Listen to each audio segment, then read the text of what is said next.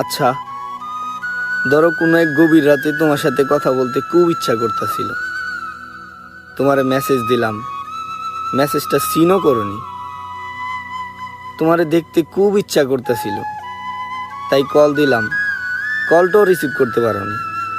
পরদিন সকালবেলা ওইটা তুমি দেখলা, আমার দেওয়া একটা মেসেজ, আমার দেওয়া একটা মিসড কল, তারপরও তুমি কোনো রিপ্লাই দাওনি।